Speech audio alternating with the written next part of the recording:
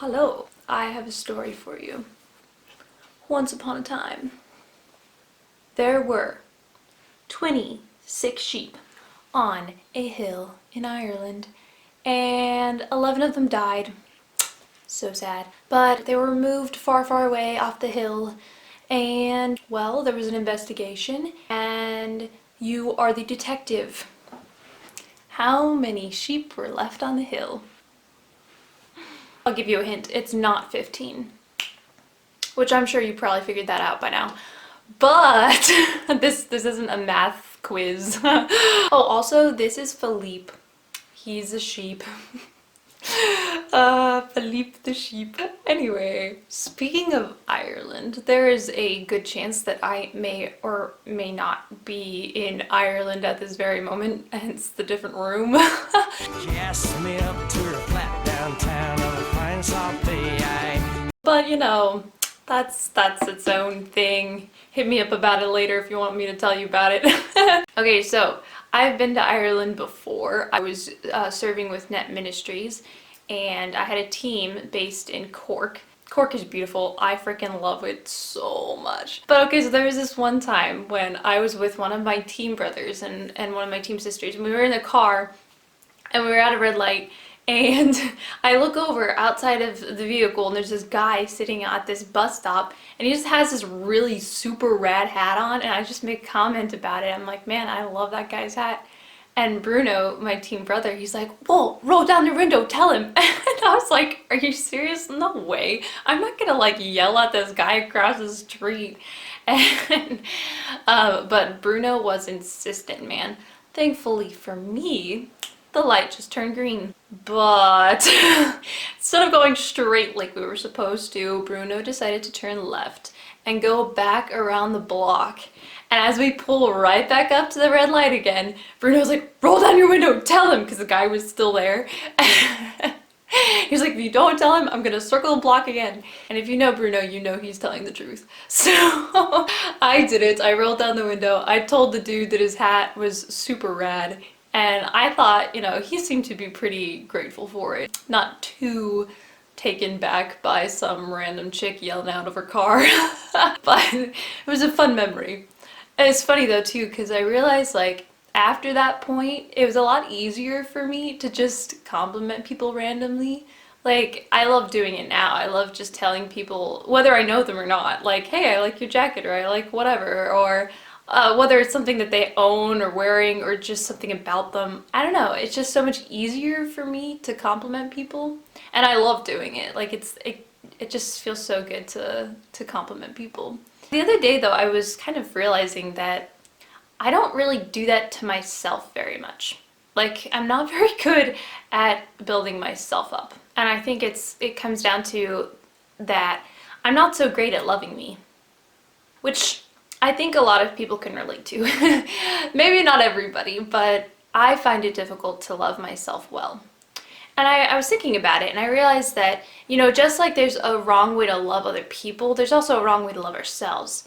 For example, like when we love somebody for the sake of what we can get from it, obviously that's selfish. It's not real love. Or maybe another example would be the opposite of that, in loving them for their selfish desires. You know, one of those people who is like, I support you through anything, like doesn't matter what you do. And that in and of itself is really dangerous. But that's a totally different story. But either way, that's another example of how to love wrong, because we're doing it out of selfishness and not out of the goodness of them. So to love somebody well is to love their goodness, right? To love the good in them. And like I said in my previous videos before, which you probably have heard by now quite a lot, the good without God is a zero, right? And so in that same way, when we love somebody's goodness, we're loving God in them. So to fully love ourselves well is to love God in us. And maybe, you know, you realize that you don't want to love yourself like the world tells you to. You know that people go really extreme in a lot of ways with it. It's more of like that whole make yourself the center of your world type of deal, making it all about you. And maybe you realize like, no, I don't want to love myself that way, because that's not the right way to love myself. I know that. But how do I love myself well? How do I do that in a good way? Because I don't know about you, but sometimes I feel like it's selfish to love myself. And I know that that's not right, but I want to know how to love myself better, you know? Something that, I don't know, clicked differently in my head a little while back was that, you know that scripture verse that says to love your neighbor as yourself? For some reason, it just kind of flipped in my head, and I realized that what it means to love your neighbor as yourself means I will love this other person as much as I love me. So practically, realistically, the same is true in saying I will love me as much as I love this other person. And it just, like, I don't know, opened my eyes to realize that, like, God doesn't just want me to love other people around me. He wants me to love me for who I am, for God in me. But, you know, it's hard to love. It's hard to love in general. And so that's why, you know, a lot of times when we have a difficulty loving somebody or, you know, being that good friend to somebody, and it might be a struggle, we ask God for help, right? We say, Jesus, I can't love on my own. My love isn't perfect. I need your love to help me love. So the same thing is true in saying that about ourselves. We can pray to God to give us his love to in turn help us love him in us. It's it's a little confusing when you think about it that way, but it's also super beautiful. And I know it's not easy, it's never easy. It is difficult to love ourselves.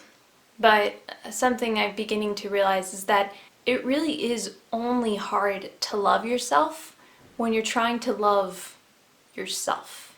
It's hard for me to love me when I'm trying to love only me and not loving God in me.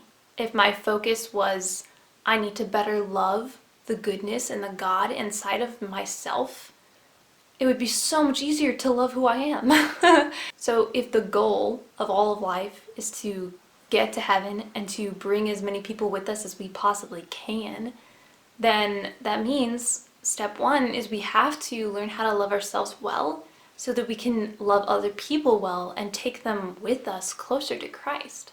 So that's my encouragement for you. If you feel like you have a hard time loving yourself, stop trying to love you and start trying to love God in you.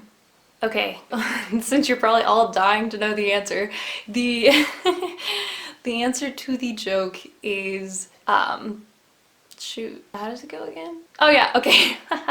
The answer is 9 because I said 20 sick sheep, not 26 sheep.